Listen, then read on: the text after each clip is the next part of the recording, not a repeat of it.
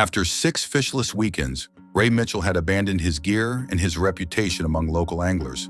His wife's encouragement finally drew him back to a secluded cove for one last attempt. When his line suddenly went taut with a massive pike, Ray had no idea what truly awaited him. The small metallic cylinder protruding from the fish's mouth would forever change his quiet life. A lone figure moved between the empty docks at dawn. Ray Mitchell returned to the marina with reluctance, a place that now held more disappointment than joy. 6 consecutive weekends without a single catch had transformed him. Once celebrated for his angling skills, Ray now avoided the marina during busy hours, unwilling to face the pitying glances of fellow fishermen.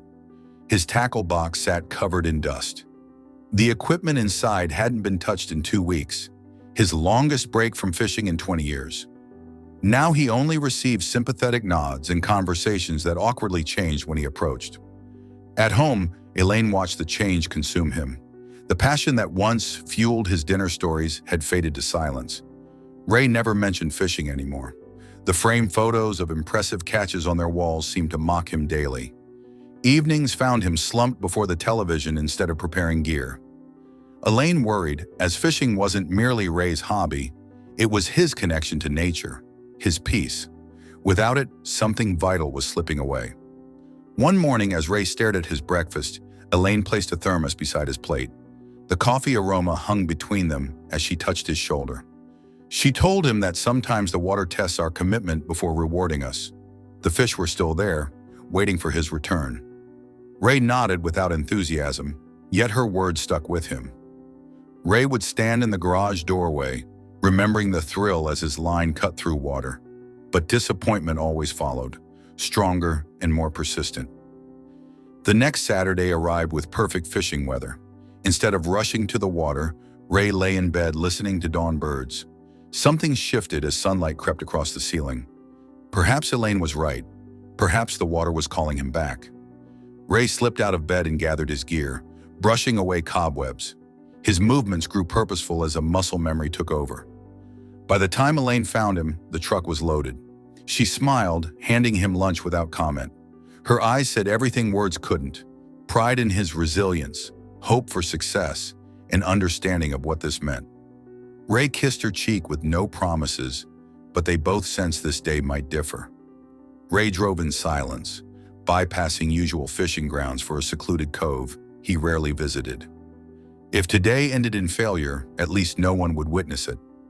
The cove welcomed his boat like an old friend.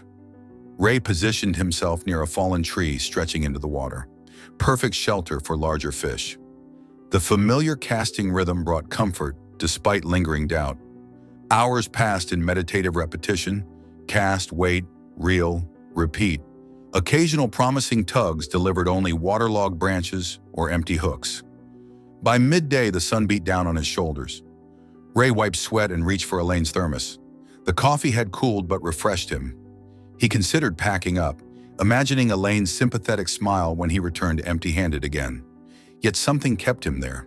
Stubbornness, perhaps, or faint hope his luck might change. Ray watched the sun descend toward the tree line, shadows lengthening across the water. He decided on one final cast before surrendering. One more chance before accepting that perhaps his fishing days were finished.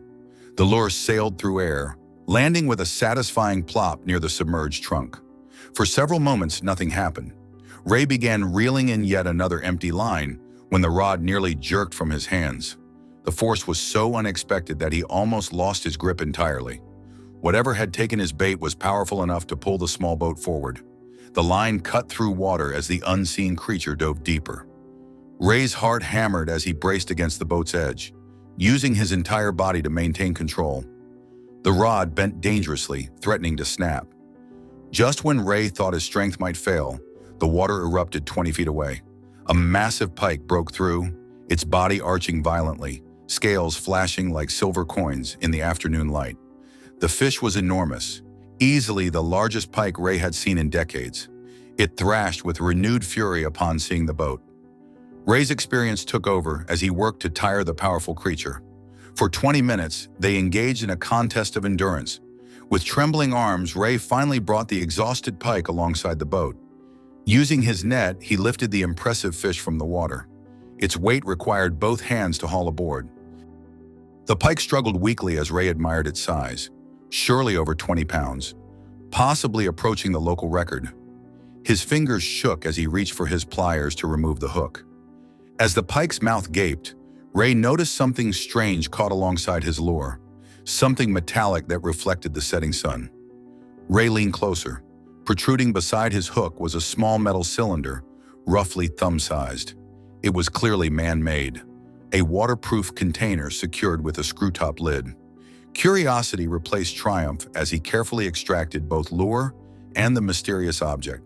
The pike thrashed on the deck as Ray examined the cylinder. Made of stainless steel with a rubber seal around the threading, someone had designed it to protect its contents from water. Ray hesitated briefly before curiosity won. With shaking hands, he unscrewed the cap. Inside, protected from water, was a tightly rolled paper.